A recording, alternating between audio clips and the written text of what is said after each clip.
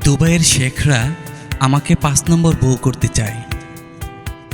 বাংলাদেশের ছোট পর্দার জনপ্রিয় মডেল ও অভিনেত্রী প্রিয়াঙ্কা জামান সম্প্রতি একটি চাঞ্চল্যকর তথ্য প্রকাশ করেছেন।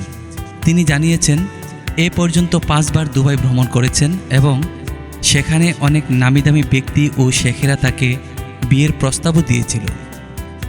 প্রিয়াঙ্কা জামান জানিয়েছেন, দুবাইয়ের শেখরা তাকে তাদের ৫ম স্ত্রী করার প্রস্তাব দেন, কিন্তু তিনি বিন্দুমাত্র দ্বিধা না করেই সেই প্রস্তাব ফিরিয়ে দিয়েছেন। তিনি বলেন, আমি লাগলে গ্রামে থাকব, লবণ দিয়ে ভাত খাব, কিন্তু কখনো এই ধরনের প্রস্তাবে রাজি হব না। সবুজ অঙ্গনে অনেকেই বিলাসবহুল জীবনযাপনের জন্য বিত্তশালী ব্যক্তিদের সঙ্গে সম্পর্ক গড়ে তোলার পথে হাঁটেন, কিন্তু প্রিয়াঙ্কার এই সিদ্ধান্ত সত্যি ব্যতিক্রমী। তিনি স্পষ্টভাবেই জানিয়ে দিয়েছেন যে সম্মান, আত্মসম্মান বোধ এবং নৈতিক মূল্যবোধের সঙ্গে কখনো আপোষ করবেন না। এই ঘটনায় সোশ্যাল মিডিয়ায় ব্যাপক আলোড়ন সৃষ্টি হয়েছে। অনেকেই তার সিদ্ধান্তের প্রশংসা করেছেন এবং বলেছেন, প্রিয়াঙ্কা প্রমাণ করলেন সম্মান ও আত্মসম্মান বিলাসবহুল জীবনের চেয়ে মূল্যবান।